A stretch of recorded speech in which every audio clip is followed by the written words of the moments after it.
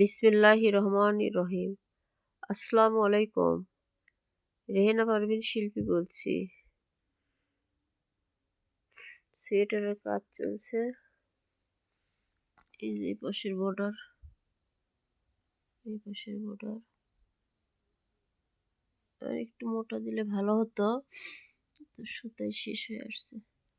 আর এই যে এখন গলাতে এইভাবে হবে। এই যে ঘর উঠাই নিছি, এই বর্ডারটা, এই বর্ডার দিব এখানে গলাতে, গলাতে এই বর্ডারটা দিতে হবে। এখানে কোনো কিছুই দেখানোর নাই, এই জন্য শুধু বলে দিলাম। এখানে শুধু সবটাই সিধা কাটা বোনাতে হবে। এখান থেকে এই যে এখান থেকে শুরু হবে, এই দিক দিয়ে এই দিক দিয়ে এই দিক দিয়ে, এই যে নিচে একটা কাটা আছে, এই কাটা এই দিক দিয়ে এই দিক দিয়ে এই দিক দিয়ে আসবে, আবার এই দিক দিয়ে এখানে আসবে, আবার এদিক দিয়ে আবার যে আবার এইভাবে আসবে। এখানে পরে একটু সেলাই দিয়ে বন্ধ করে দিতে হবে।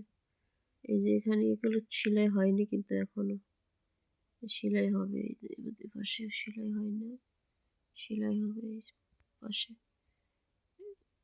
আসলে আমার ঠান্ডা লাগছে, নাক দিয়ে পানি আসতেছে, কাজ করতে পারতেছি না। আগামী দিন করে দেখাবো। এই গলাটা কাটায় ভরছি দেখে গলাটা ছোট লাগতেছে, আসলে ছোট না, কাটায় ভরা আছে দেখে এরকম লাগতেছে। আবার এইগুলো চারিপাশে এই যে সেলাই দিতে হবে। কাটায় ভরার সময় এই যে এই প্রত্যেকটা এই যে এগুলো প্রত্যেকটা সাইডের যেগুলো এগুলোর থেকে উঠাই নিতে হবে। এই যেরকম গলাতে উঠাই নিছি এরকম উঠে নিতে হবে। নিয়ে গলাটা এত ছোট না, কিন্তু এই কাটায় ভরার কারণে একটু ছোট মনে হচ্ছে, করার পর এরকম ছোট হবে মানে বোনানোর পরে। আর লক্ষ্য রাখতে হবে, কাটায় যখন ঘর উঠাতে হবে, এই পাশে এই পাশে এই পাশে দুই পাশে ঘর উঠানোর পরে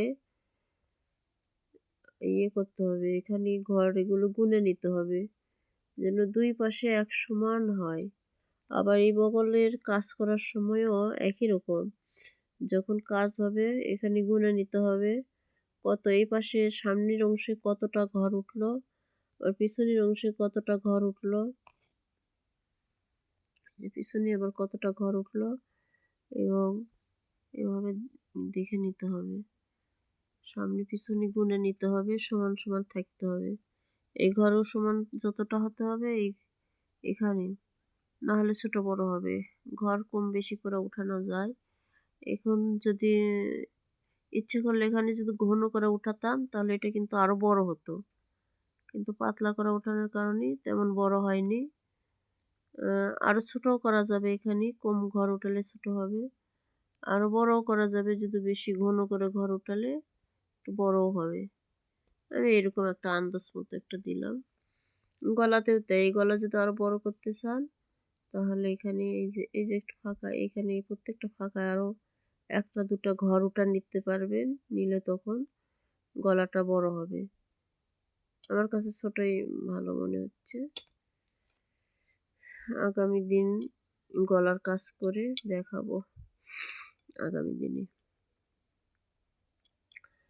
আজকের মতো এইটুকুই। ওর শরীর খারাপ, ঠান্ডা লাগছে। আল্লাহ হাফেজ।